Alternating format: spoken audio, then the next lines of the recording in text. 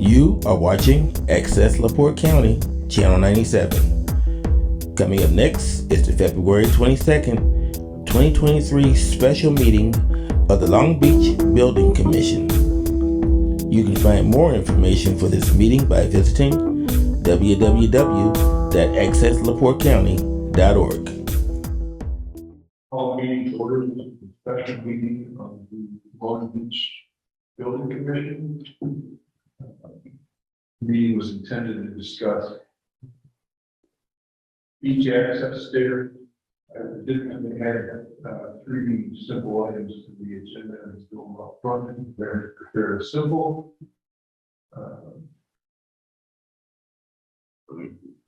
Hey Larry, turn on your. Sorry, Larry. Turn on your phone. Thank you. Sorry. Is it on now? Can you hear me now? Yes. Okay, thanks. So I wanted to add three quick items onto the agenda, which I sent out yesterday. The first is 3100 Lakeshore Drive. We had approved the permit based on the owners getting and the contractor getting a licensed plumber, filling out an electrical permit. There was some discussion about a statement from the owner, but that's really not under our purview. And it really wouldn't mean much to us, even if there was a statement made. I mean, simply it's the property is zoned the way it is zoned. And if the owner changes the use, I think that's what we were concerned about. So that permit, we did receive the notice that they are using a licensed plumber and they're filling out an electrical permit. So that one was okay. 2006 Somerset was another. So I'm just trying to catch up. So right now, today would be approval date for 31? Yes. Thank you. 2006 Somerset, that was another permit that we approved subject to a revised site plan that showed that the front steps on the Somerset side were behind the 30-foot front setback, and they supplied that drawing to us last week. So that's another permit that we did approve, but I just wanted to make sure that everybody was aware that we got the proper information. 2631 Oriole Trail is a deck extension, and we received all the information. It's a very simple permit. The only thing that would have been a concern was the lot coverage, and the lot coverage is 24.5%, which everybody got. So that we did not approve previously. So Chris, we have to have a voice because John's roll call vote. So if anybody has any questions on that, if not, we entertain a motion to accept that. Someone to approve it. I'll second. Fair. Motion by Bob LeMay, second by Pete Bibo. I don't even have a roster. John Coker. Yes. Pete Bibo. Yes. Larry Wall. Yes. Bob LeMay. Yes. Ken. Yes. Joy. Yes. Joe. Okay. And Larry, just for honors, I was reminded that minutes need to reflect who was in person, who was via Zoom, and those roll call votes in the minutes. Okay, thanks everybody. Moving on to the main purpose of the meeting. Everybody should have, Pete has done a tremendous amount of homework and legwork, and Bob and Lou did pictures and took an inventory of all the stairs. So there's a lot of research and information that's come to us. Everybody got a copy of Pete's latest information, which was sent out on, I think, Monday. The purpose of our meeting today is to discuss what our enforcement action will be, what we are going to enforce. And Chris, I'm going to ask you for some advice if I misstep here, but what we're going to enforce, how we'll enforce it, And then everybody should have a copy of Pete's inventory, which is this multicolored spreadsheet that has the stair inventory that Bob and Lou did. And Pete, you may have gone to check some other ones, but is that in line with what everybody's understanding what we're doing here today is?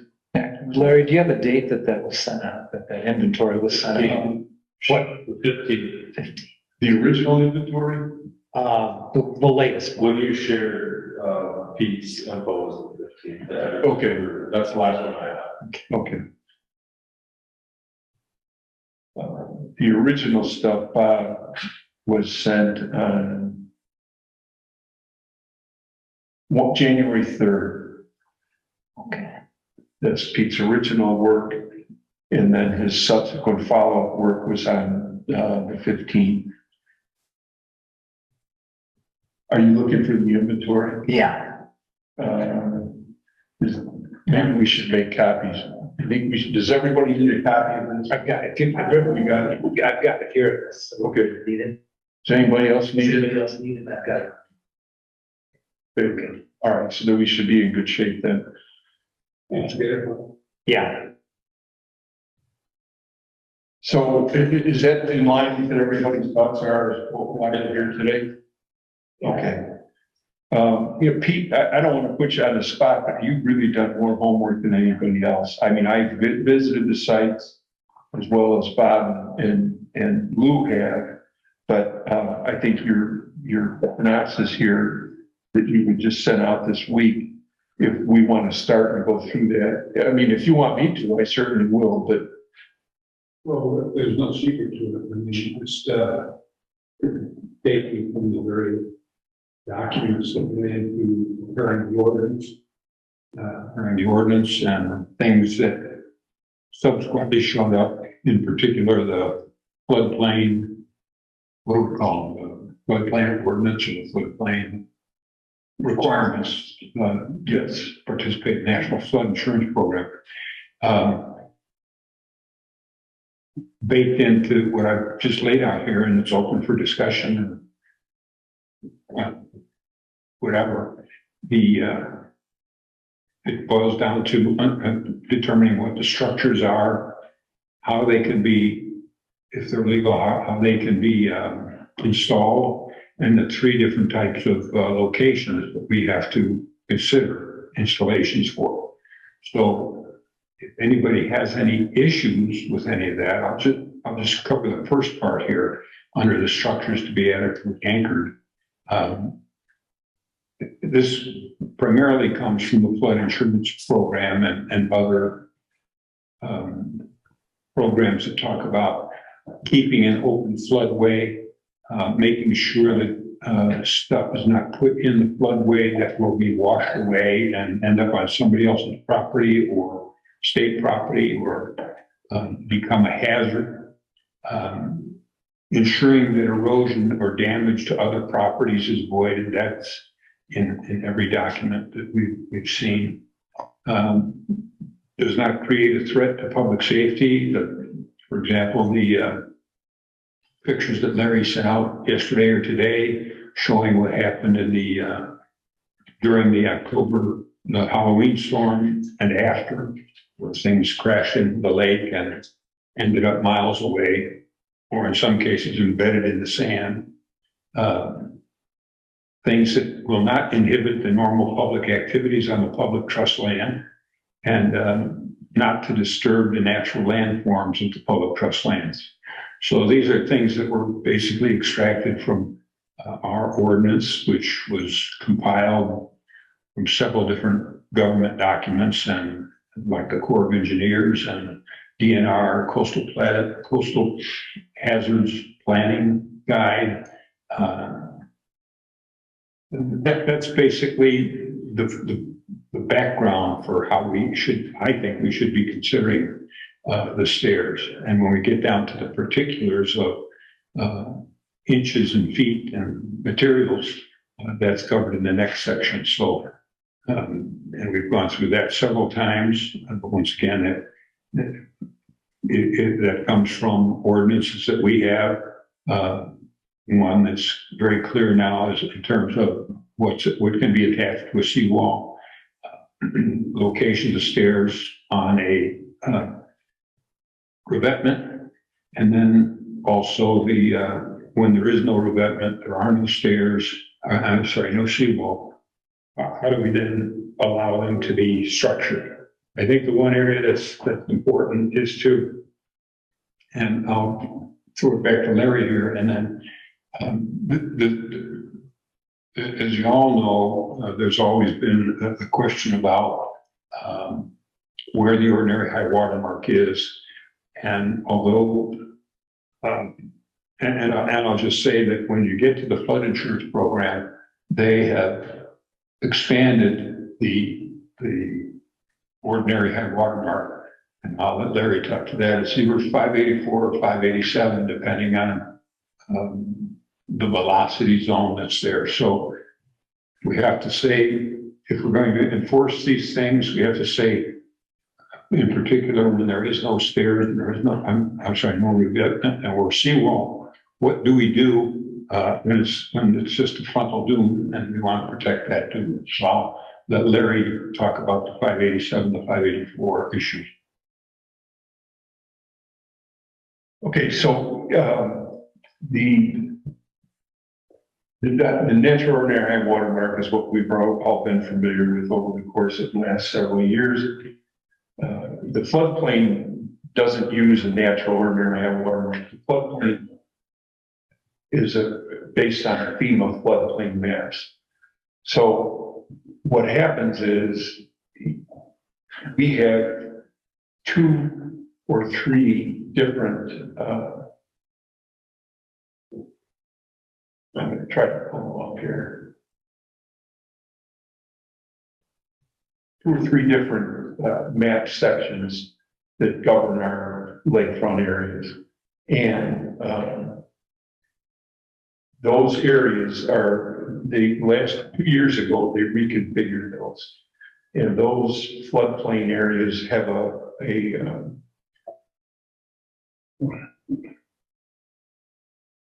mark of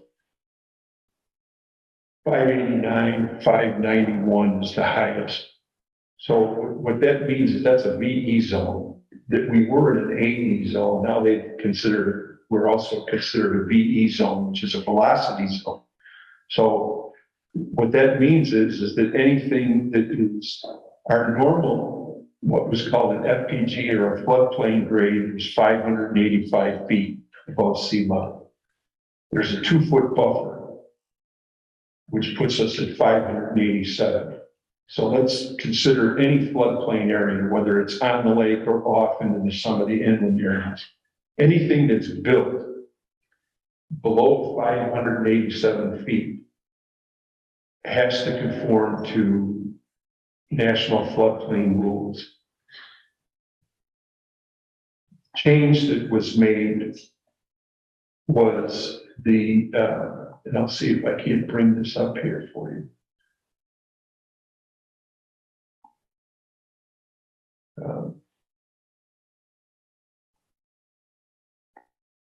They changed from the 585 to a higher area along the lakefront, and that's the 589 to 590.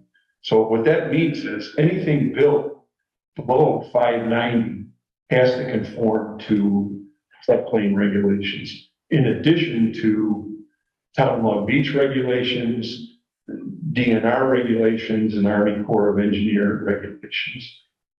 So the most restrictive of all those regulations is the floodplain. Does that make sense to everybody? Yes. Okay.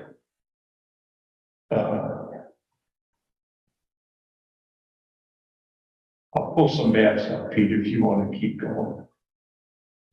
Okay, just if everybody has a chance, take a look at item A.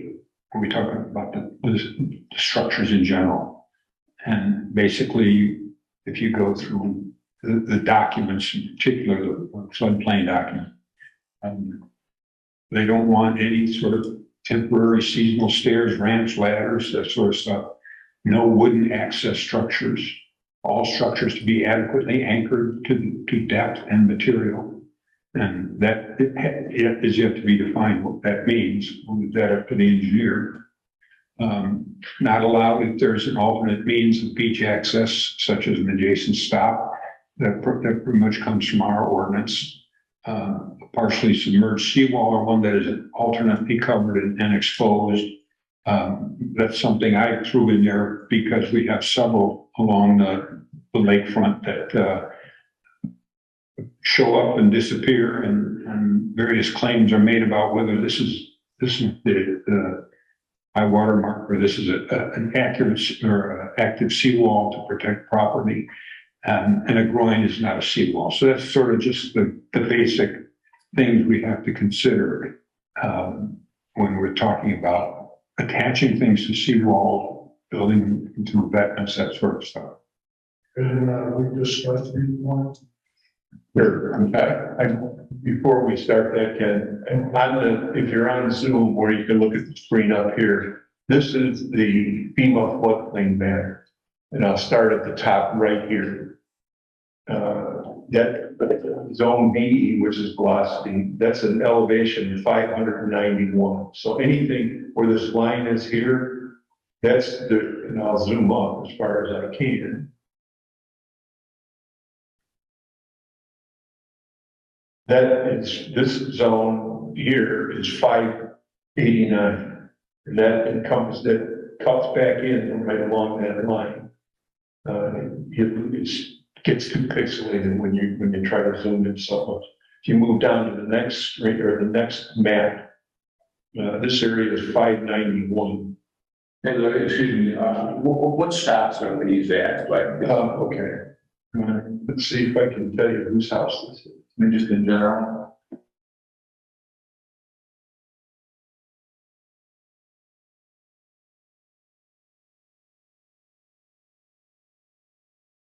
They don't unfortunately provide addresses. I have to look and know the house.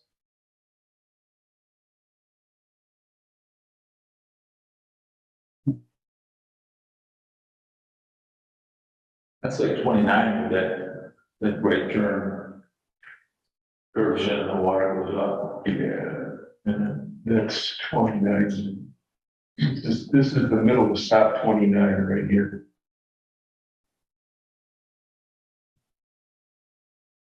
I'm trying to find the road for you so you can tell which is which. But this is along stop 29. The bulk of the map that you're looking at here is along stop 29. That's a 591 zone. The eastern end of that map is 589.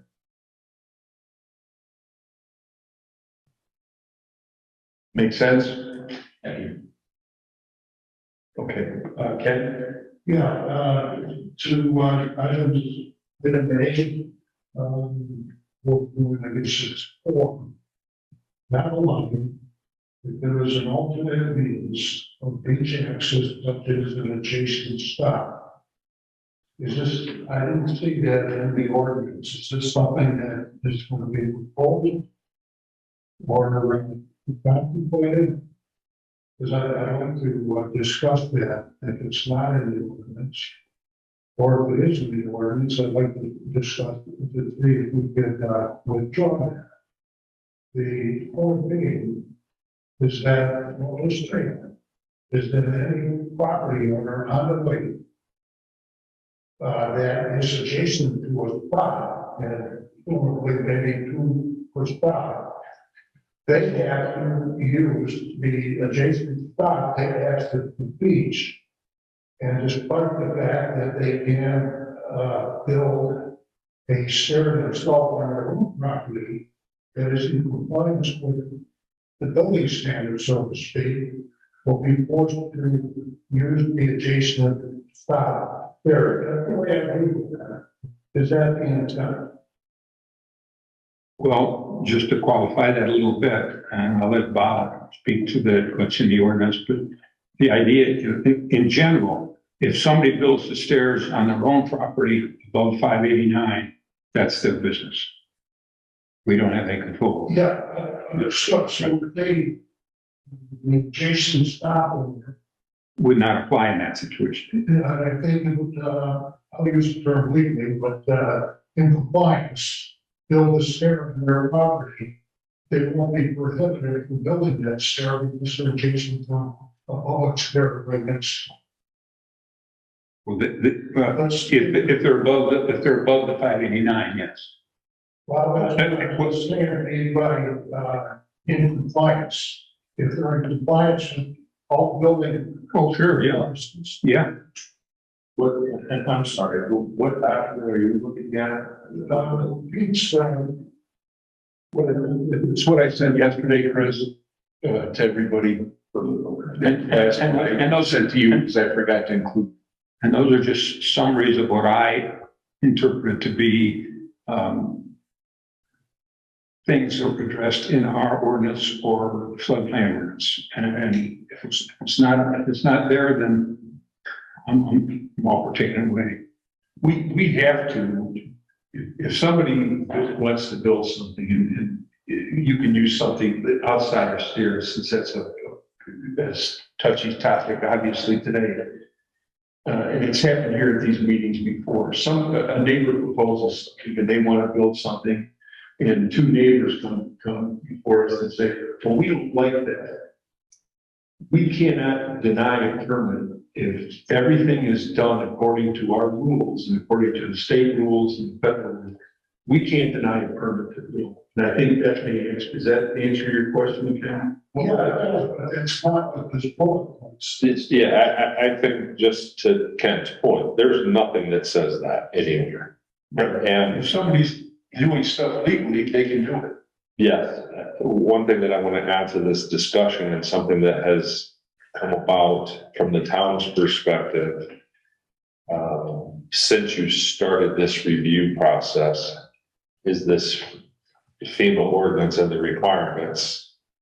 Because they may trump everything, right? I will say that whatever your decisions are today, that I think that we need to, and the person that was spearheading this for the state from the DNR and Larry and I were working with, I think they were going to need some input because this may be another place where you're headed that we say, hey, we're trying to enforce, and this ordinance is basically dictated by FEMA to allow the town residents to qualify and be able to get flood insurance, right? But it's one of those, how are they going to handle it? And so you send out correspondence, because originally we had these, hey, did you have a permit? Is that legal at all?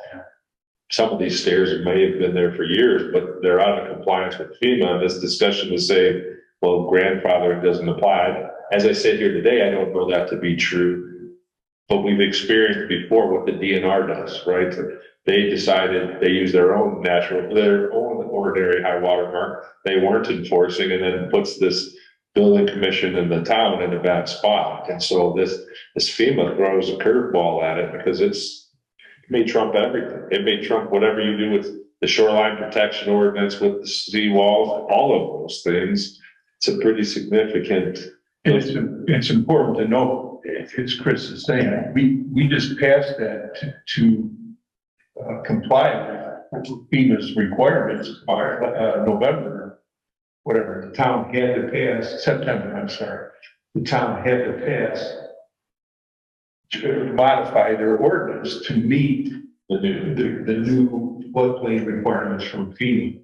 And those requirements changed specifically what once was allowed, which were stairs, access are no longer allowed in the floodplain ordinance. And that was a pretty significant change for us. Maybe not nationwide, but for us it is. Joe? If there's two different ordinances between these different organizations, does it work that the one that's most restrictive we could use, or does it work that FEMA, just because they're FEMA, would overrule everything? How does that work? Well, we have to abide by the rules of FEMA it's a stepping stone. I mean, maybe you want to speak. Well, generally, Starts in interpretation of law, you can make things more restrictive. So the town, the state, let's just use the simple measure, because towns, municipalities tend to do that. The state may have their mandates on something. You can always make them stricter. You cannot make them less strict, right? Or, so that part of it, So that's my question. If we make something stricter than FEMA, then we can apply our words. yes, as long as you're in compliance. FEMA is overall we have to make sure that we comply. You have lots of spinning plates here, right? Because we have to make sure, but as long as it complies with FEMA, there are some things that may be more strict than FEMA's requirements. My understanding is, it always has been since I started doing this for the town, and not just on Waycross stuff and floodplain issues. We have the big umbrella is in everything is the federal government, then it comes to the state, then it comes to us, as Chris said, about the restricted things. We know that the sprinkler ordinance, but that happened to be a state thing, and then it also is encompassing it almost in the federal guidance. The information that's on the screen, that comes from the federal government. If we were to go in and say, and this is discussion, I'm not saying that this is the rule, but I think that it would be foolish or not good for us to go in and say, we want to be more restrictive than the 591 or the 589. I think that we would be opening ourselves up for problems. Is that what You already have some provisions that are more strict than that I don't think take you out of compliance with FEMA. I think the overriding consideration, and maybe we're making this too difficult for the purposes of your discussion. You were determined, maybe all of these didn't have permits and they weren't legal, and then you need to determine how long they're there. And then also cite, we have these considerations at the federal level, the state level. Some of the concerns are the topic of discussions at the state level right now, right? With seawalls and those kinds of things. But FEMA, that isn't going away. That may, regardless, let's say that some court found a challenge that the town's ordinances aren't valid, or the state changes the law that it validates. FEMA is there, and that isn't going away. right? And FEMA right now is these maps are the most restrictive. It's more restrictive than the town of Long Beach ordinance. It's more restrictive than the DNR. The way the DNR looks at it, I don't know what you'd call that ordinance, and it's more restrictive. Well, I shouldn't say it's more restrictive. It is the restriction of the Army Corps of Engineers. So what we're looking at, the 591, the 589, that is the most restrictive. Long Beach is not as restrictive as that, nor is the DNR. Make sense? So Larry, do our 42-inch wide parallel metal stairs that are anchored comply with FEMA regulations? Yes. Okay. They would comply with the new floodplain ordinance. But I think that's what Pete's gonna get to next. I have a question on this, adjacent, properties here. I'm hearing that this may or may not be, legal. It's your mic.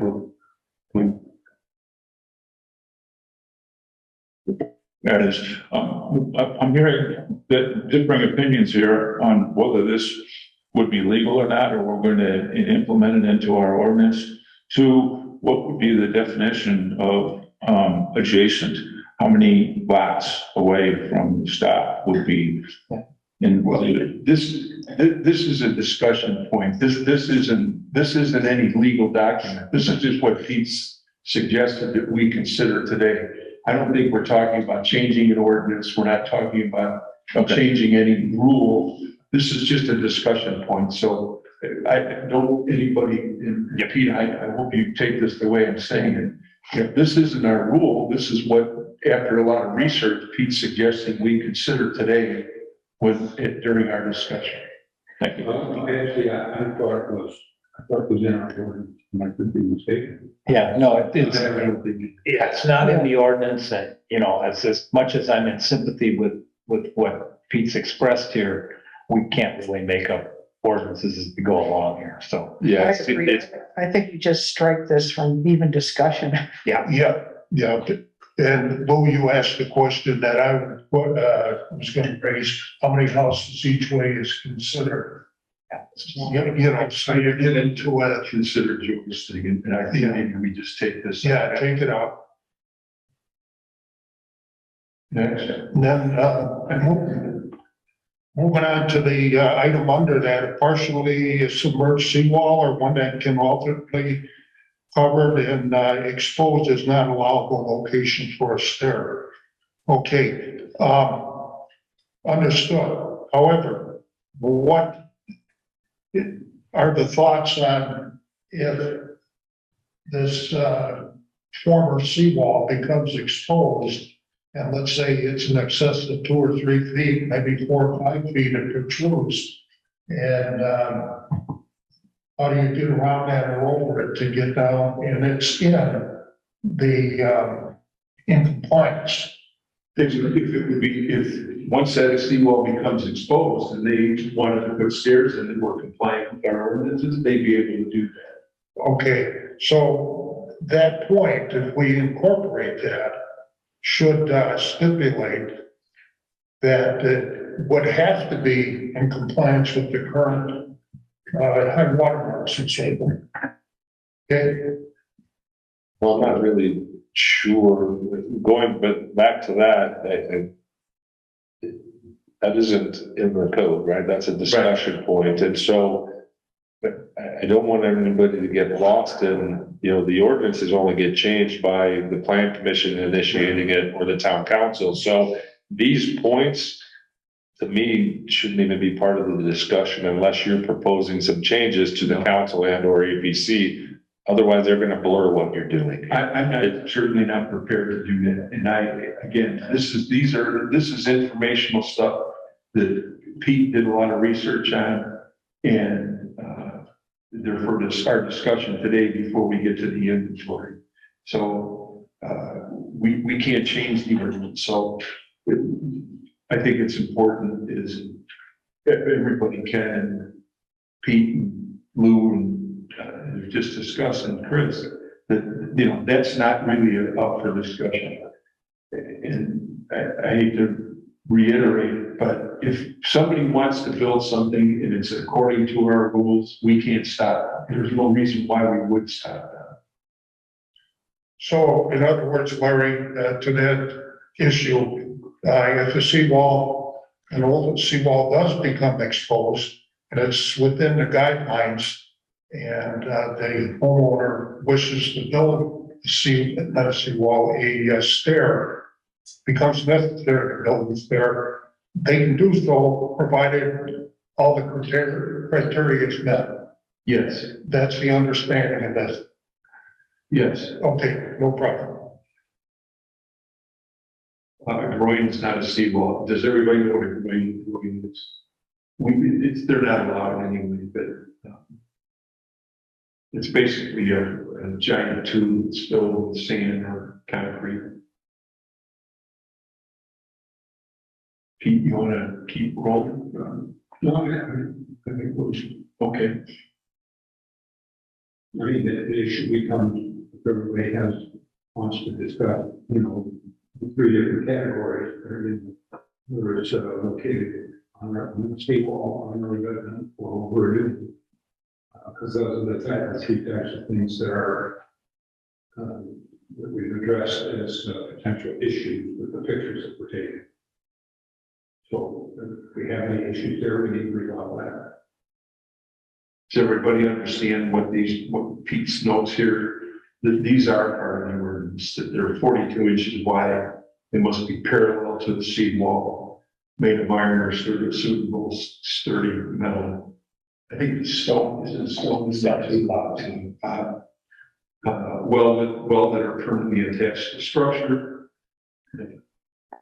self-explanatory. Right, revetment, stairs may not extend beyond what of the existing revetment and then point higher than or equal to 587. Funnel dune or shove may not start below 587, parallel same as above, and do not destroy the frontal tree. Okay, you want to move on to the inventory? Question here about the revetment scenario. You know, there's multiple routes there, cascading down, perpendicular to the water over the stone revetments. And if it's a 587, a drop to the sand, it could be, 6-7 feet. Then the stairs don't come to the beach. You know what I mean? I guess, I'm not sure what your question is, but I think what your question is, if somebody's below 587, Yeah.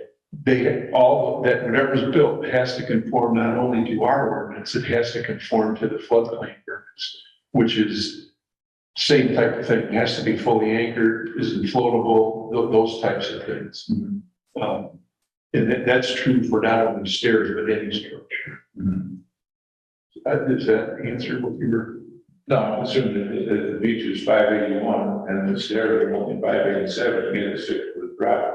They can build below 587, but they have to conform to the floodplain ordinance over and above our, as Pete had mentioned earlier. If somebody's building above 587,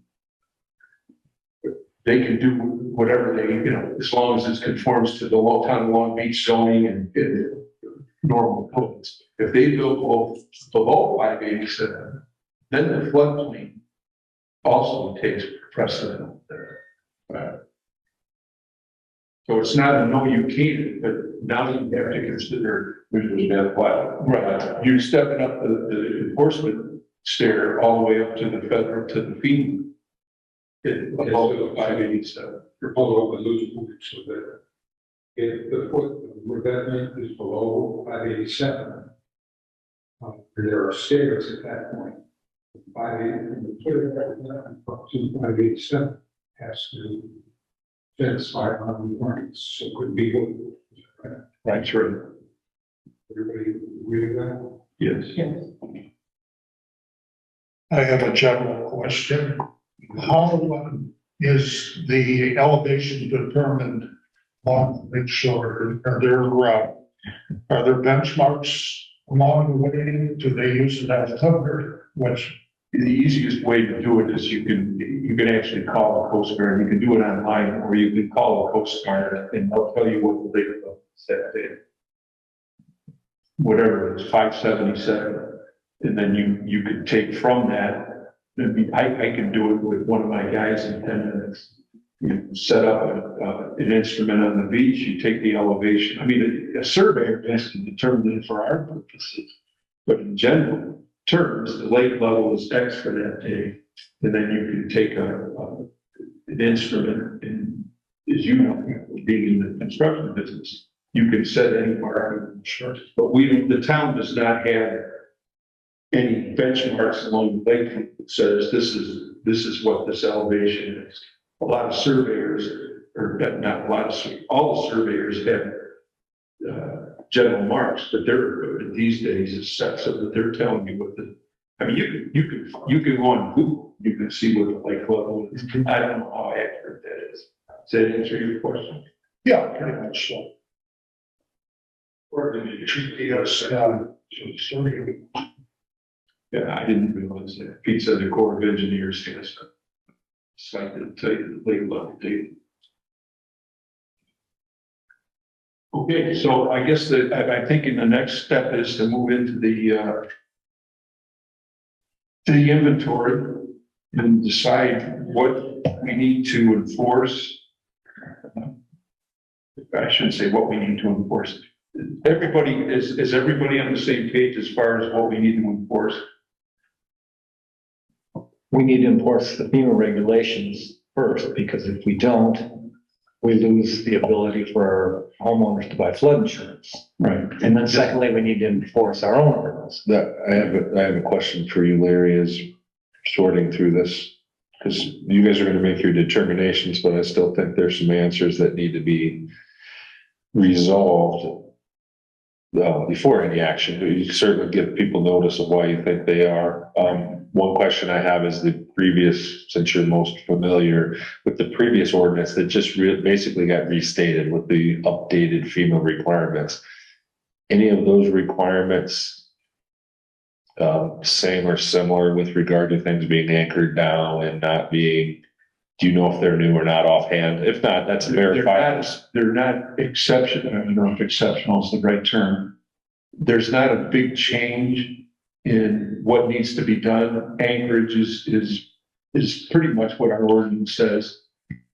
Not now, previous. Oh, previously, the previous floodplain allowed stairs That's in the floodplain. okay. And that's what I'm checking, because there is this rub of when did the new ordinance take effect? Is there grandfathering deed? What is the state going to do in terms of, so if it would support, this new one, because one of the, not making anybody's points for them is, is there indeed grandfathering, or this doesn't matter and FEMA's saying, hey, you gotta, well, let's say that there was a seawall there.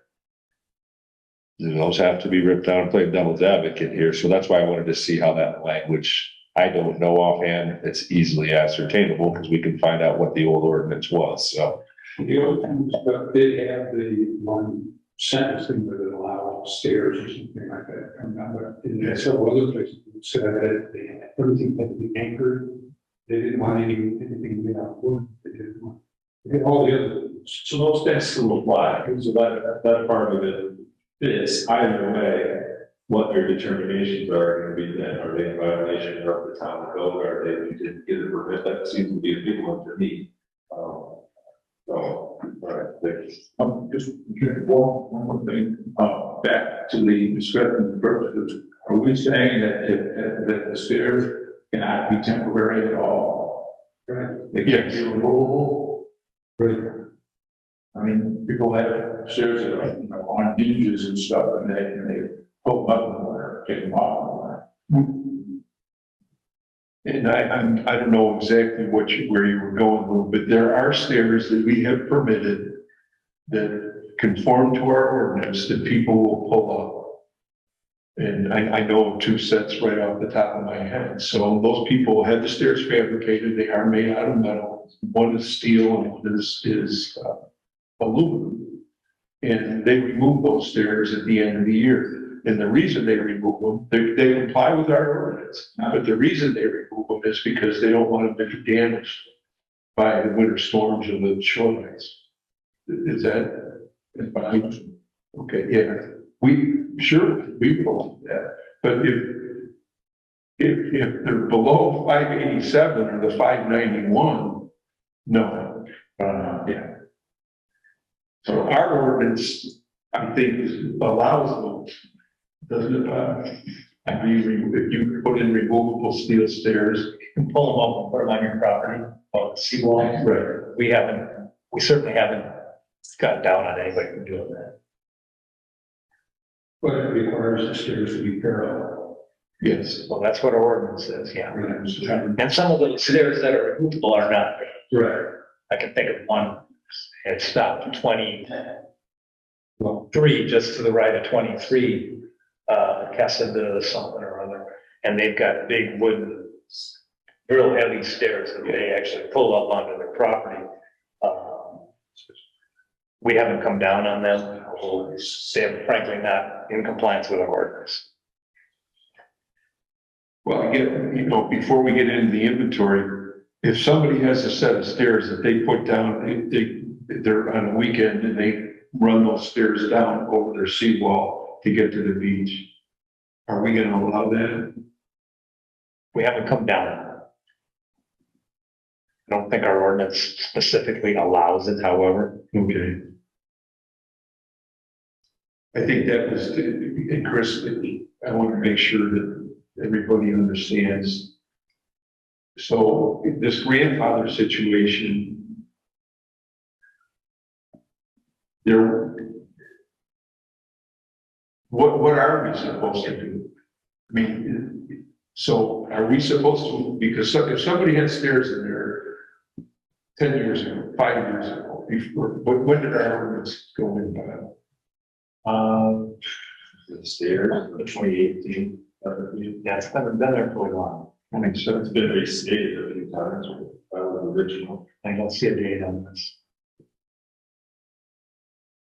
I have the ordinance, but I don't have, it doesn't say the date, 154/207. I have a question just for clarity. Are we allowing grandfathering or not allowing grandfathering? And that's the question for right now, because there's no sense in going through the inventory if we don't know what we're talking about. Exactly. What do you say we do this? Why don't we assume right now there's no grandfathering, because I don't think FEMA's gonna have grandfathering. When we're done with this, Chris, you can check and confirm that that's the case. Does that sound like a reasonable way to proceed? Yes, because I do think there's going to be grandfathering. I think that you should make your determinations of those that you believe to be in violation. And then you don't have to take any action. You're going to have another meeting, right? And you can, before that time, you make your determinations of the ones that you believe to be illegal. And state, again, the simplest one is there's no permit. They shouldn't have them, right? They're out of line with the code. They're wooden. We believe it's out of line with FEMA requirements. And by then we can discuss, because as I understand it, you're also going to give each of them, when you give the go to send notice to each of them, give them a period of time to then respond to you to have a discussion, right? It isn't you coming in saying, hey, we're tearing these out. Let's have it. These are the basis why we believe they're illegal. You could also decide, hey, we're going to just send an enforcement letter of, you get to decide that. We believe these are illegal and we're going to take this enforcement action unless you bring them into compliance. I'm still, yeah. Larry, Joe, I just have a suggestion. It's up to you guys, but I'm looking at this list and there's quite a few that say over. I would think the over means it's on a seawall. And maybe if we stayed with a certain topic, if we went through all the overs first, we'd stay at the same mindset. What makes overs legal or not legal? And then we go to a different topic, or we can jump around. That was just a suggestion. Okay, I think that's a good point, Joe. And I also, as Chris has said, why don't we look at these, that there is no grandfathering, set the enforcement or set the action determined by each one, set the action. And then as Joe suggested, we can go through and why is this action necessary? Does everybody think that's good? Well, when you look at the list, only one had a permit. So, you know, so Larry, Yeah, could I clarify a question? I just want to clear in my own mind. If you have some stairs that are grandfathered, let's say, been there for 10 years, but they're wooden, but they're on their own property, are we saying that's going to be okay? Because I thought the idea was to get rid of these wooden stairs because they perform a hazard when you have the high water. yes, John, that's what I think we kind of just determined. Any stair that is wood. You got to go. Right. Grandfather doesn't apply. Grandfather doesn't apply. That's what we're saying. We're gonna, if it's made out of wood, it's against our ordinances, it's against the floodplain ordinances, FEMA ordinances. So it's gotta go. Even if it's on their own property. If it doesn't conform to the ordinance, right, if it's below that 580 or 589 or whatever that happens to be in that map zone, it doesn't matter because now it's in the floodplain and has to conform to our ordinances. Well, if we're going to assume there's no grandfathering, then none of these can compliance. Right. None of them. they none of that permits. Okay. For any reason, doesn't matter. Permanent, only one is parallel. Let's start at the top and go down. Joy's point was, Pete, that if there's no grandfathering, then none of these stairs comply. Yes, basically, that's what he was saying. I mean, I don't know. I would say that if we had some concern about or something, it was obviously, pain in the butt to remove, or I don't know what, we should consult him. Until we can give a variance. Well, now that was really guiding post. And we'll together. Okay. But they're the ones who, it's modeled after what FEMA said. They're basically saying, A, they don't want anything that can cause, as I said, a hazard, something that would cause interference with normal activities, distribute trash along the beach, inhibit the floodway. They want the beach clear, so if we have a problem, we don't solve it. It has to do with this grandfather, so I suggest we go to FEMA to, we get a variance. Still, will this fit here in your water? That's exactly the point I was making, is there may need to be some feedback so that even if you make these decisions, the onus, I do think it's important to give each of the homeowners, and you promised that long ago when you had your first meeting, the opportunity to show you why, but if there's a variance that's needed, I believe that the onus will be on them to contact FEMA. We can give them contact, and in between that. It's even better, But I think that's what you communicated. We found that you didn't have a permit, that you're out of compliance with our shoreline protection stair ordinance, you're out of compliance with FEMA, and you need to contact us, show us otherwise. Go from there, decide what your enforcement mechanism. So, okay, Larry, Joe, I think Joy mentioned it, and everybody else is noticing it. If you look at just two categories, permit is one category, material is the other category. As Joy said, there's only one person that had a permit. So if we're going to go by permits, all of them are noticed. And then if you look at the material, the majority of them is wood. So those people would get a no.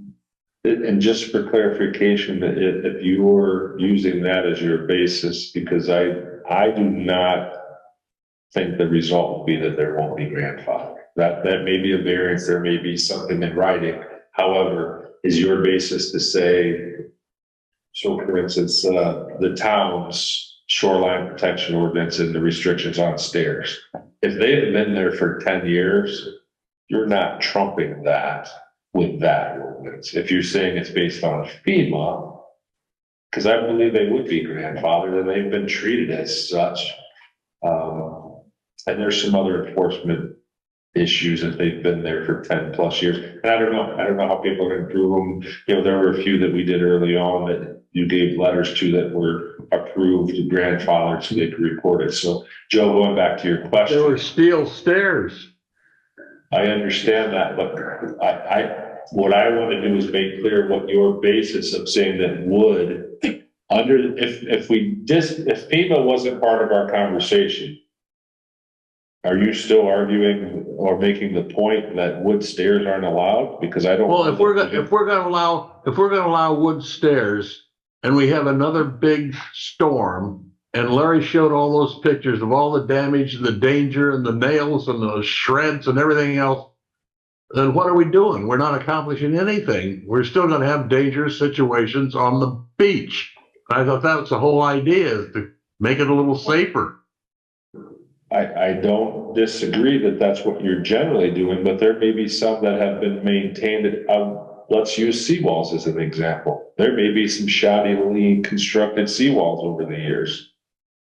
Are those going to be torn out because they're not in compliance with your code restrictions now? So I just think you have to be careful on what your basic, if you're hanging your hat on FEMA, and you want them to have to get a variance, that's different. If I don't believe that the current code says nothing has been retroactive. So something that has been there 10 years and existing, and they're not in disrepair and they've been allowed to be there, I do not think that your regular code, just because you pass a restriction that says no more wood stairs, that they're disallowed. Then I'll take the other argument, then we're going to be allowing a dangerous condition, potential dangerous condition to continue. And I don't think that's right. I think what we should probably do here is, or I'm gonna make a suggestion as to what we can take the next step. Can I ask Pete, can I ask one more? Yeah, go ahead. And we're jumping around, but I mean, Pete did, like we said, he did the work. The first, if we call it a sentence, whatever you want to call it, the first thing it says that if you don't go with, the compliance, then, you won't have flood insurance for the town. I thought that's what that says. That That's true. if you don't honor, grandfathering is not valid. If you don't honor that and you let them have it, I'm assuming, and I'm looking for interpretation, that the flood insurance program will not apply to the town if we don't abide by no grandfather. Is that what that sentence says? Yes. And is that correct? I mean, if it's not made up out of the sky, it's a comment, it's based on fact. Why would, there's where it says grandfather, it says it right there, clear. Where am I wrong? Well, you're potentially wrong, and I can't give you, what you're hanging your hat on is Pete's words are what the law is. Yeah, exactly. I'm basing on. There's no ordinance that says grandfathering is not allowed. I'm not looking for an ordinance. I Let's not mix the water. All I'm saying is there's a statement here that says if we don't abide by grandfathering, that, or if we, whatever we're trying to say, you know what I'm trying to say, that we cannot have flood insurance program. That's what this sentence says. And you're saying you don't know if that's true? I mean, so that's my question. So So you're not accepting that as fact? I am not. Okay. That would not be my recommendation to you, but I think that you could make the finding and communicate that you're not in compliance with FEMA, either the way that the ordinance existed previous and or with the recent adoption, and then have that discussion with them and also get some more direction from FEMA. Again, let's assume something built along the shoreline. I do not believe that FEMA is going to come in and just start. The DNR told us before, we're not sending helicopters and boats in and monitoring, and this caused a lot of issues. So getting some direction from FEMA is going to be important on this, because you make these determinations and FEMA allows or says, hey, they are grandfathered. It makes it difficult. Here again, there's no specificity for you, and here locally you're forced with making these decisions that you might not have support from. How hard is it to get somebody to, you know, to clarify? I mean, well, how about We go back to my original conversation of Larry, and then we'll reach out to the person that we had to work with to implement and report to once the ordinance. So I still think that you can make your determinations, even if it's as simple as saying you're not in compliance with FEMA, which is required, and we get some further direction and input and feedback from the local administrators. Just to be clear, FEMA gave us the ordinances, and they said, if you don't pass these ordinances as written, no changes, you will not qualify for the flood insurance program. And that was done twice. Once under when I was there, and once in last year. And when I say grandfathering, it is not an issue, but I mean that there is no statement in the ordinance that says stuff that was there before such and such can be trash, it can be wood. It says follow the rules that are in this ordinance. That's what we pulled. Now, that's it's there. There's two things there. The permit column really is permit to Long Beach. We want to say because you don't have a permit, it's no good. That's one thing, but that doesn't apply to FEMA. FEMA is don't put stuff in there that's gonna break away. That's it, in short. So there's a little bit of difference in how this can be addressed.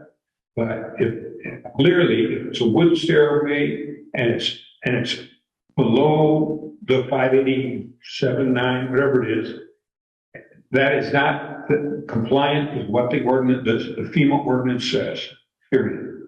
So, I think some of this will be clarified as we go through a range of these, and you'll see. And let's make a determination.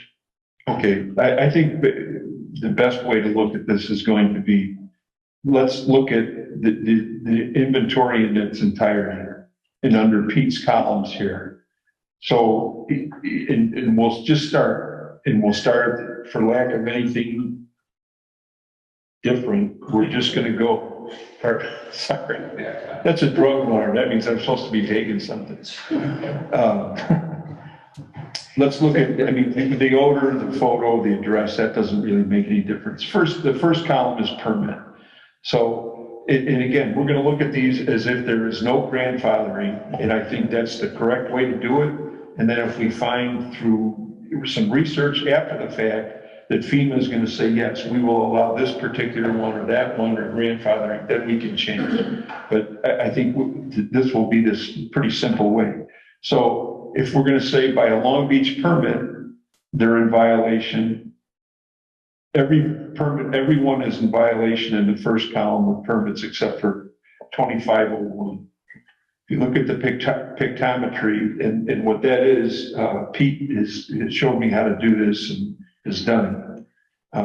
When you look at it, you can go on to Beacon and you can pull up a property. And then you could look at the history. Some of it goes back, I think, to 2002 or 2005. So when somebody comes in and says, well, my stairs have been there since X day, it's very simple. We say, okay, can you give us some proof that they've been there? They would have to let us know. So what these no's, the greens that say yes, those were there as of the March 20 date. The red ones were not there.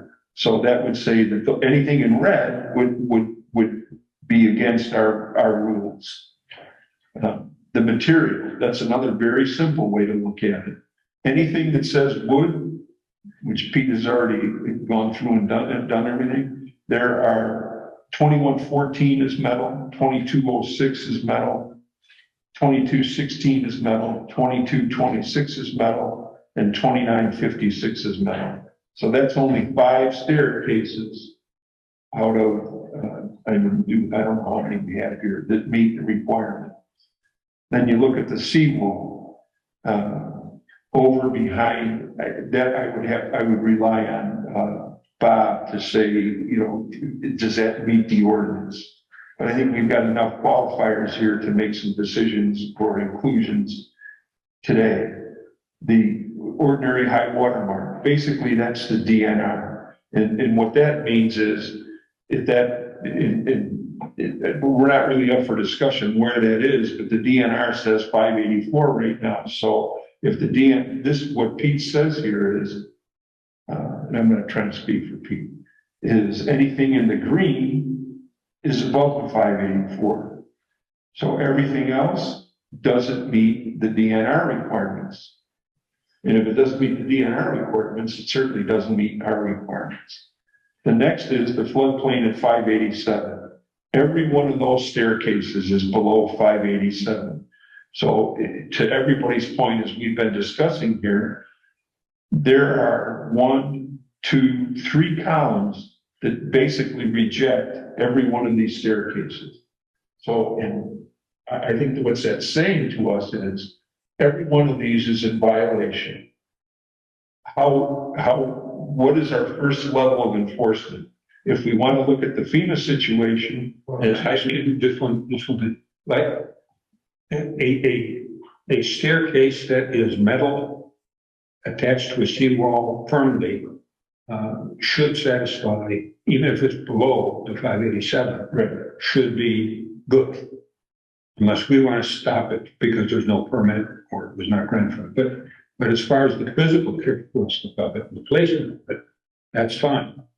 So, you know, not just because I say it's below the 587. You're right, Pete, I'm sorry, that was a mistake. So I guess if you couple the FEMA column, which is the yellow heading, and you couple that with the material column, Yeah, yeah. then we've got 5 that could meet our ordinance.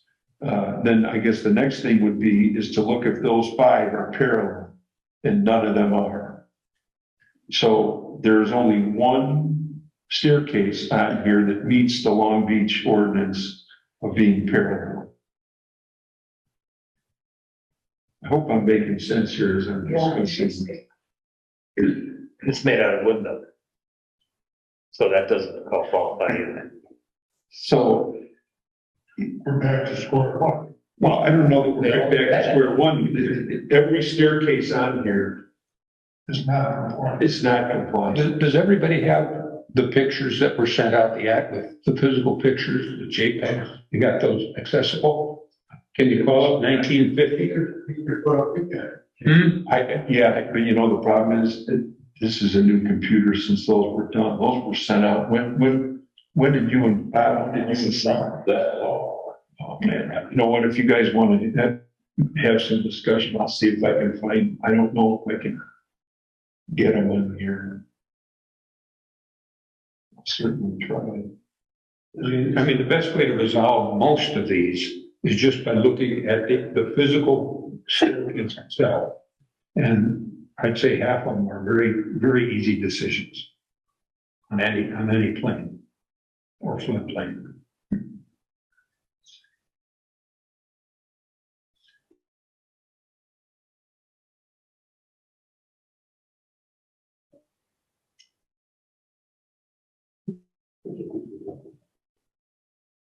Yeah, there was some. I mean, looking at the individual clears up. This was quick. I want to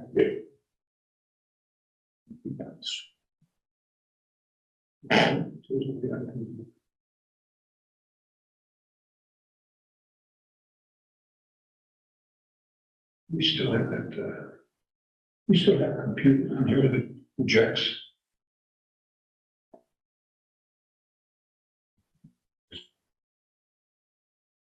I think the town bought one, but I don't think anybody ever figured out how to use it. And now it's old technology. So Chris, we really think that FEMA would change the rule and say, okay, this is the new rule, it's more strict, we don't want anybody to get hurt. But if it's really old and falling apart, we're gonna grandfather it? I mean, that doesn't make sense, does it?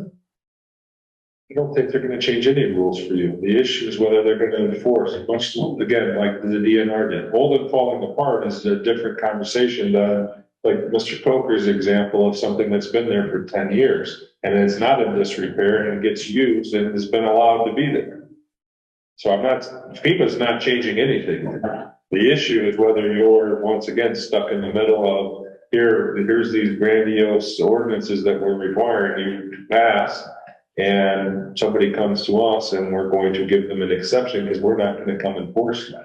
Right, but FEMA typically doesn't enforce these things. They make the municipality enforce it or you lose your flood. No, I understand that, but whether they're going to give you an exception and they want you to mandate, all right, then we shouldn't have these structures at all over these years. And you shouldn't have been eligible for flood insurance for the last 20 years, for instance. Mm-hmm. I think that you should make your determinations on what you think are the issues for not just one-stop shopping, right? You're not in compliance because you didn't have a permit. You're not in compliance because you didn't comply with our shore protection stair ordinance. You're not in compliance because you're you're not in line with the requirements of FEMA. Those are the determinations that I think you should make. Larry, quick question. Yeah, go ahead. Can you define for me radios? Fine, what? I'm just using. Big, really big, really big. What did I say?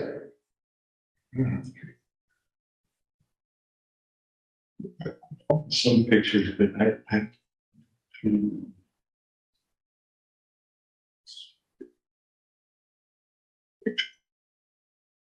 let's see if I can do this. Just open them up and try to bring them up as I can.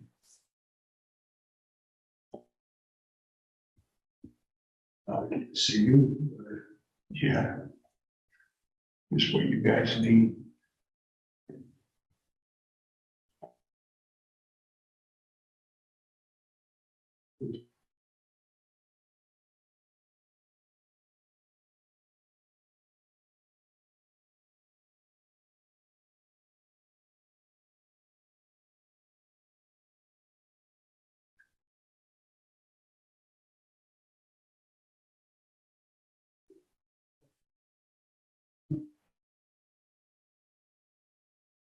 Is there anything that keeps us from saying, okay, to everybody that lives on the lakefront, okay, to be in compliance with the FEMA rules and so that we can get insurance, this is what your stairs have to be, and you've got 6 months to comply. Is that something like that possible? 6 months sounds like a long time to me, especially in summer. Okay, I'd say 2 months, you know, okay, but yeah, that was kind of what I envisioned coming to this meeting. To your point, I think 6 months is fair. yeah. To get a contractor, get stairs down. Well, this would be to remove what you have that's not in compliance. Well, here's an issue with a couple months, just to throw out of our experience of what the DNR's been. There's people who can't even get a building permit approved in a couple months based on their own shortages, number one, and that's their fault, not your fault. Number two, getting DNR approval, presumably they're gonna have to get approval to be in the public trust. Who knows how long that's taken? We've heard various stories. So to answer your overall question, despite whatever timing, it makes sense. It might be pragmatic, but that's yours. So you could also make the decision of you have 10 days to tear it down, or we're going to do it. And there's enforcement mechanisms in the state code. So all those decisions are yours. It is an option to answer you directly. Secondly, that I know of, there's only 2 contractors installing those stairs over 2 walls in Long Beach. They call it best and most.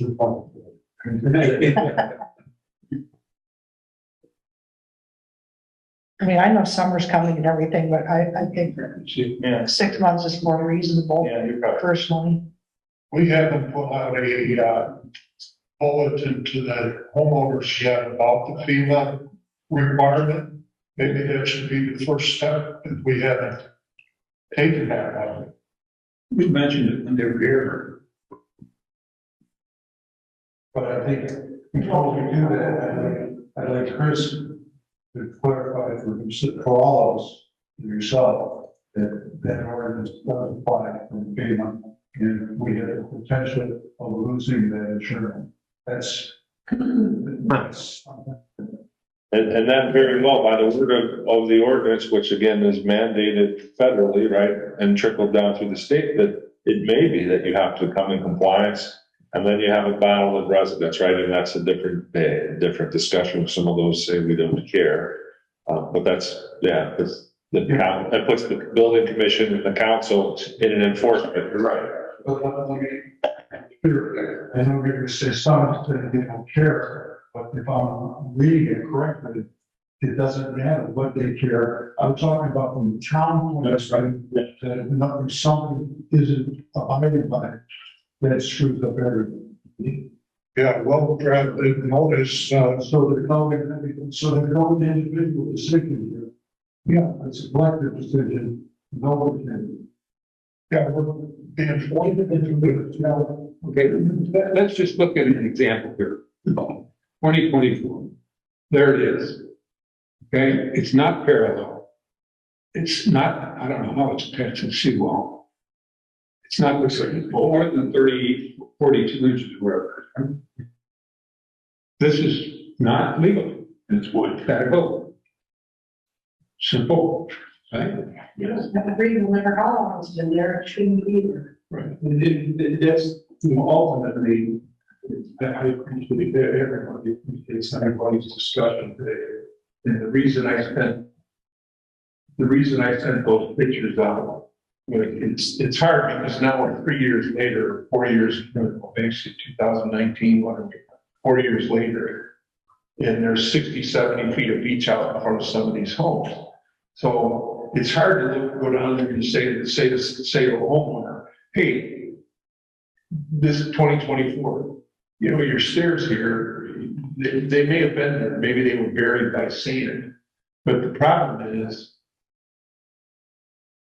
what you guys saw in those pictures, that's what happened, that's what we're fighting. And if we get a storm like that in the summertime, those storms happen in the middle of winter, or in the end of fall and into winter. So if that storm were to happen in the spring or early summer, and all that stuff gets washed down the beach, then it's an enforcement, whether it's Long Beach's ordinance, FEMA's ordinance. You've got stuff that doesn't comply to anything. It doesn't comply to Long Beach ordinance because it's made out of wood. It didn't comply to the FEMA ordinance because it's below the 587. Whether it's at the natural or watermark, I prefer to stay completely away from that. So it makes it pretty simple, I think. If you're built out of wood, and again, when we look at this as non-grandfathered, if you're built out of wood, you're right. If you didn't get a permit, you should be out anyway. But if it's no permit, it's built out of wood. So I think if we could make that determination here, and then I will tell you that I'll get with Chris. I'll try to get a hold of the FEMA people in the next couple of days and see what they have to say about it. And I think the benefit of that is, going to Ken's point, is educating. I guess going to Pete's point too. There were public hearings. There was process followed between the plan commission and the town council and publication in the newspaper regarding this. That doesn't mean everybody pays attention, but I think that if we can get something in writing from the state DNR section that's tasked with enforcement and making sure all the municipalities are compliant with the FEMA regulations so that you can have flood insurance. If we have some feedback from them, that'll lend support to what we're doing. Now, listen, it isn't just us picking on you. This is a real thing. And in addition to this ordinance, what it says, here's some feedback from the state that supports that. We're not making it up and we're not picking on you, but it's important. And then you have this much time, or we have no choice but to enforce it. In addition to all the things that may be wrong of non-compliant, right? You didn't get a permit in the first place. And that's a side one. And on a lot of levels, I believe that enforcement will be easier because FEMA dictates that, right? There's a lot of people at risk for not being able to get insurance for their homes if you don't strictly comply with the FEMA requirements. Chris, exactly to that point, do we feel that a well-drafted notice with the new requirements or requirements and the ramifications if they're not in compliance, sent out, kind of paving the way for what we're doing, get the beehive stirred up a little bit, so to speak? I think that's what we should do. We should, and I'm gonna list, I'll list as many. I got 5 written right here. I think what we should do, and I'm not trying to stifle anybody's opinions or discussion or whatever, but in my opinion only is I think what we should do is we should say, okay, we're going to send a letter out to everybody that's affected by this. And we can, if we want to, we can send it to everybody in the whole town. I don't care. How about everybody north of Lakeshore Drive? Everybody north of Lakeshore Drive and say, these are the current regulations of number 1, FEMA and the floodplain. Number 2, Long Beach town ordinances. Do we have a 3, 4, or 5? Anybody want to add on that? I mean, the problem with the DNR is and I'm not picking them, but they run away from everything. They're not gonna help you, and, Yes, they're not gonna help you with that part of it. Which puts you in the gray. FEMA is the overriding, right? In addition to the normal concerns of town codes, et cetera, this is a real concern and a focus, and you need to be cognizant of this. Going to Ken's point, pointing that out, we can send a copy of it even, to put it on the website. I mean, you've done all those things. It's an issue of educating the public if that's your tact. It's Not us, we want, that's my point. and it is. I mean, it truly is. and we want to put this inventory on there, you know, send, so that somebody, Mr. Lusuzo knows, hey, this is for you. He'll look at this and say, oh, yeah. No, I Everybody wants that, Dixmoor Drive. well, and I think that we could point out to everybody again, most of them are not compliant. I don't know. We originally sent out to all of these people notice of the first meeting that you had on the subject matter. So you can direct it to all of those people specifically, but including everybody. It got everybody's attention on just sending them notice of the meeting. And when our first meeting that we had in this room, I don't know if it was full, but it was close to full. And that was because we sent notices to everybody that this is gonna be discussed at the meeting. At the time, we weren't prepared to do what we've done now. After that meeting, we did what we said we would. Lou and Bob went down and took pictures. We came up with an inventory. I spoke personally to at least half the people on the list. Some were removed because they complied. Some were added because of non-compliance. So I think if we do that, if we want to list, we'll compose a letter. I'll send it to everybody before I send it out to see if it's okay with everybody. And we'll say, dear homeowner, blah, blah, blah. These are the requirements of FEMA. These are the requirements of the town of Long Beach, and these are the FEMA requirements. I think we should include either a link so that they can go right to it, so it's not so voluminous, and send it out. And I think you can go a little bit further of saying it is part of the process that was begun, you know, for instance, October of 2022, it's, you know, been determined. I think it's very important with the developments with FEMA and the adoption as required of the ordinance, that everybody be made specifically aware of the requirements. Give them a copy of that code. So I think we're saying the same thing, but you can tie in, and why you're doing it is it's come up and determined that it really is going to override a lot of the determination with regard to these stairs anyway. So FEMA rules have changed. Our own ordinances have not changed, but we need to comply to FEMA ordinance. And anybody in violation, here are the codes that we are looking at enforcing. And, Okay, so, but should we not? I think that, information that we provided about the beach, definitions, I think the link to that would be helpful. What is that? I'm not, what was that? I'm not following that. That, it's sort of different, completely different towns. It's not from us. I think what you said, what you. Like all the beach trips, show what, Oh, that, oh, Army Force. no, that stuff from the University of Wisconsin, Madison. Should the department should we actually take We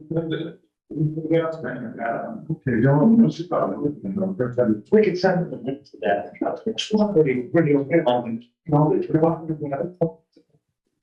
which one?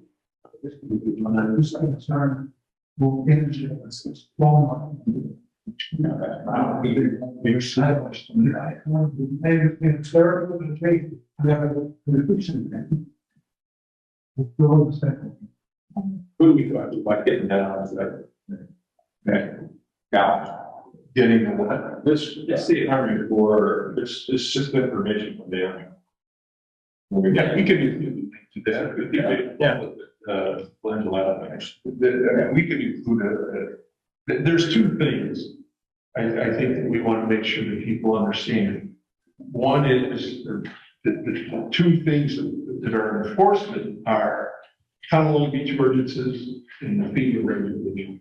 Those are enforcement. I think we can include links to any other information that explain beach terms and what happened. But we have to make sure that everybody understands that we are doing this because we started, as Chris said, the process 2 years or a year and a half ago. And now the rules have changed for FEMA. The town of Long Beach has X rules that we have, and everyone must conform to these rules. Please familiarize yourself or whatever with this information. And then what's the next step? That's the question. We're going to there because they're going to send this letter out, Right. and we're going to give it some time to sink in. Can I ask? But we haven't really addressed it to any of these specific individuals, or we're going to likely say, well, that can't be me. Could we, just what you're saying about, could we, for these people, whatever we send out is wonderful, but for these people, we're asking for a reply. And if we don't get a reply, we do something, we contact them or something, so we can make sure that they're listening to what we're telling them. I don't know, I'm looking for a way to know, like you said, what's next? If we'd like to know, If we send a letter to them, they're coming home, we're starting. Look,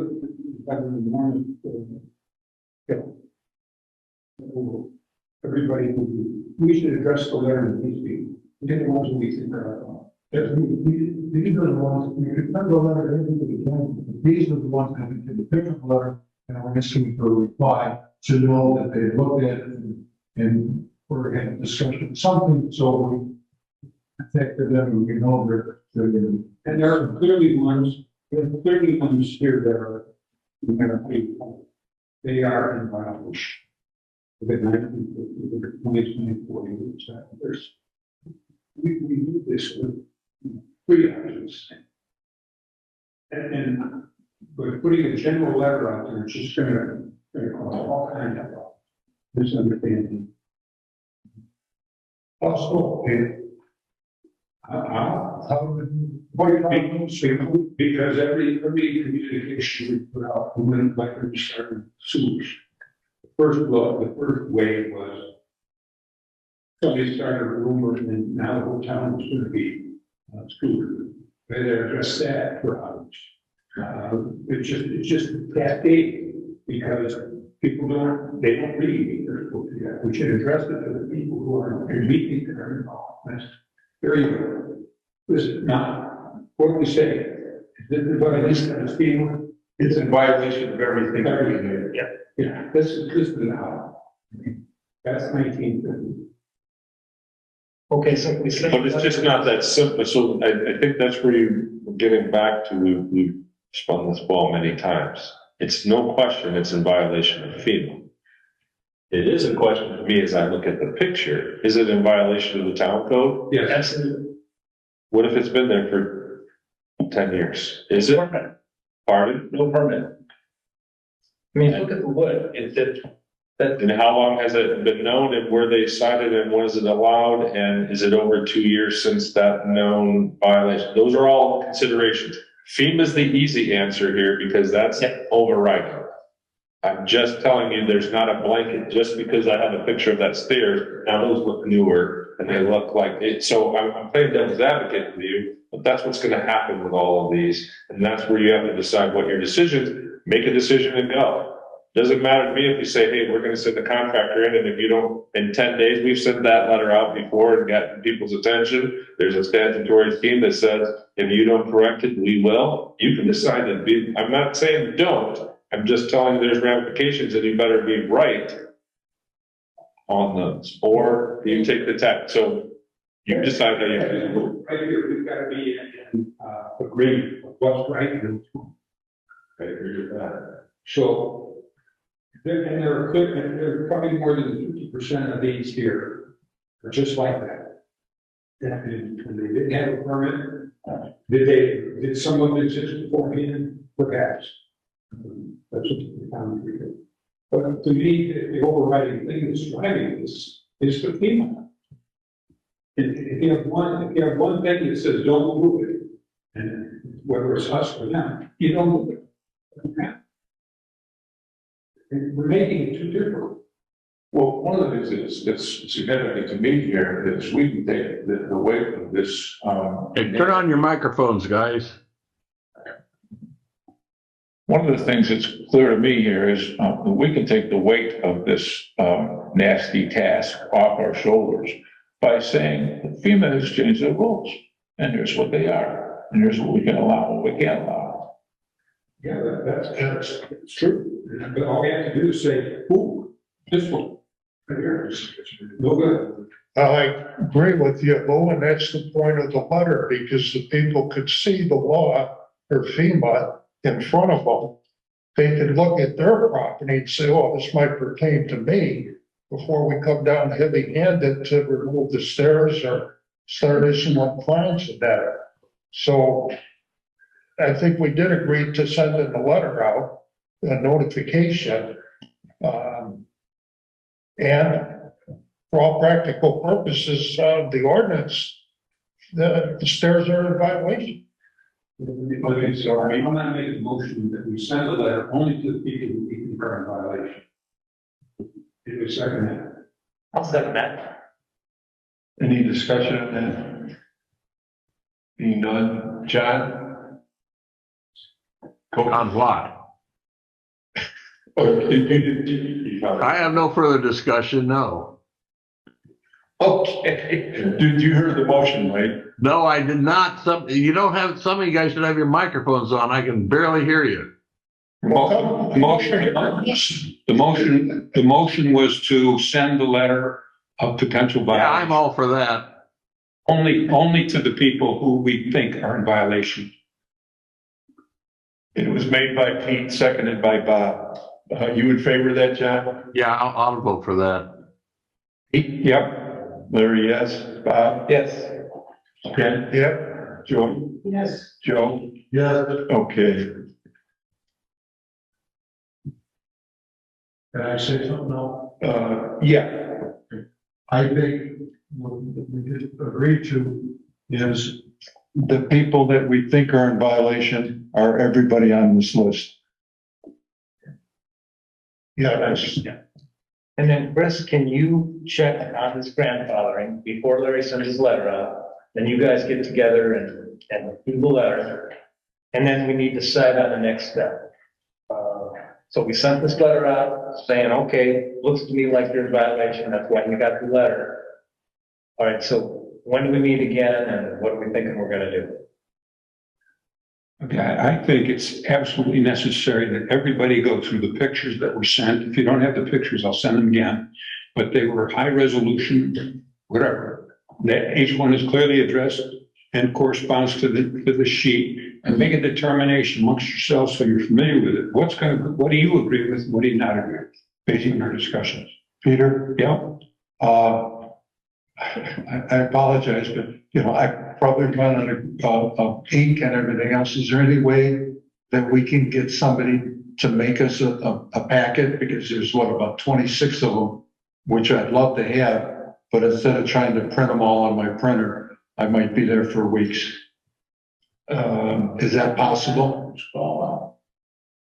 We can just pull them up. You can do that. You can share your computer with me. Is that a color printer? So, all right, if I ask you, okay, does everybody want a hard copy or is? I do that. Raise your hand if you need a hard copy. I'm the only one. Okay, so if Pete will send out the pictures again. Okay. And you'll be on there. And when you get them, would you make a copy for Joe? Yeah. Okay. Okay. Oh, George, I'm sorry, I'm serious. Okay.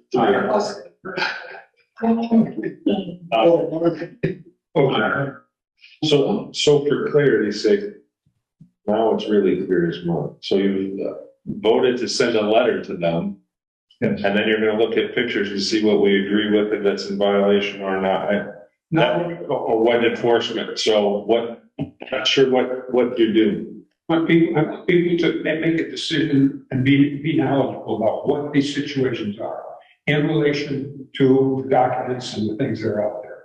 So if we can't do that, we just have these discussions and we just keep going round and round. You have to look at the evidence and make a decision. I agree with you, but what do we vote to send what are you sending, what's the substance of the letter? You're in violation, but not yet prepared to tell you how and why, other than when a FEMA applies and these other things may or may not.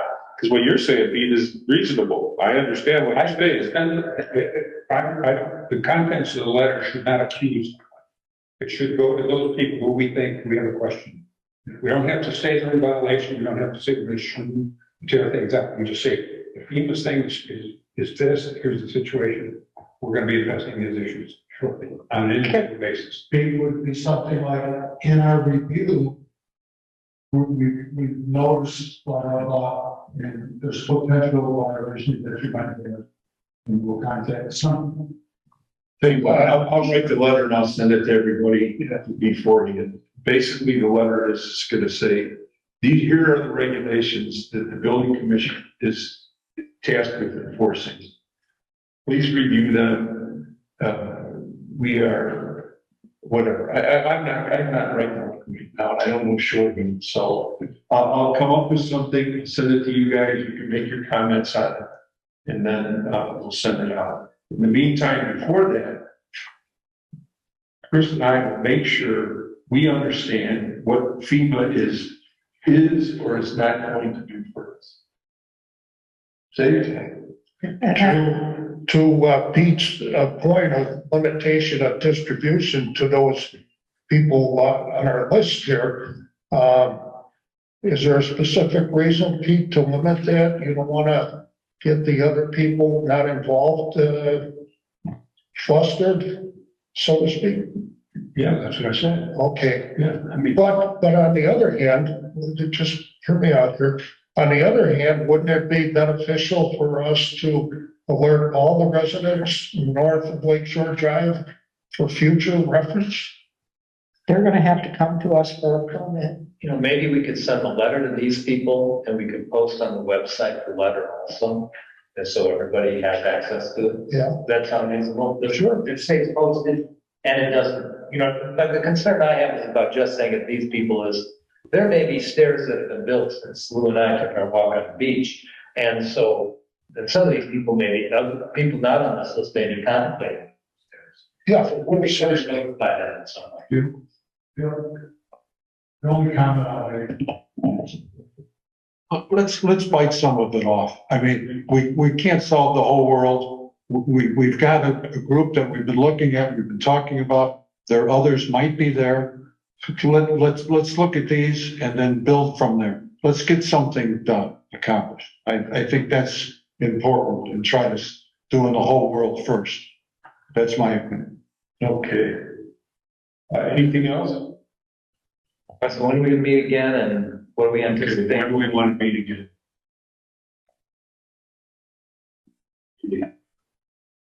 I won't be here for the March meeting.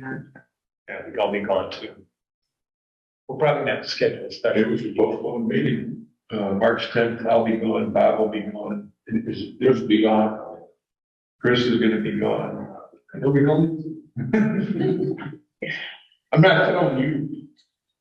I'm going to 2014 when those stairs are. Bring it slow. is that for the whole month there or just part of the? I'll be back at the end. I'm sorry. I leave Sunday and I'll be back on the 14th. I leave the first and I'm gone for like 2.5 weeks. Yeah, same. You too? Okay. So how about A few days early. end of March? Whatever, if we need. Most people like to think about it. How about a Friday at the end of March?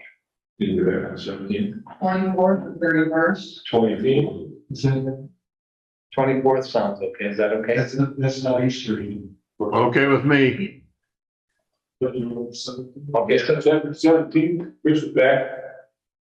you'll be back, so St. this Patrick's meeting, Day. we'll have a regular village meeting and do all this. Just not discipline and Back us up. just make sure nothing's on the agenda that's not complete. All right. Be considered, All right, I'm gonna go ahead and move it then to the 24th of March. I'll put it on Zoom and get it out to everybody. That's not all right? Quarters. What time? You say 24, sure. 1 o'clock? 24th, 1 PM? Right. Yeah. That's weird. All right, that's pretty quick.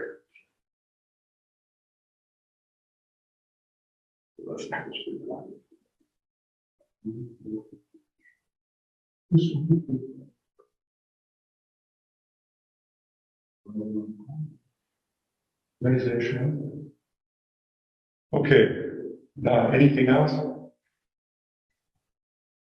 Motion to adjourn. Second, all those in favor? Aye. Aye. Aye. Thanks, everybody. Get more time. Sit.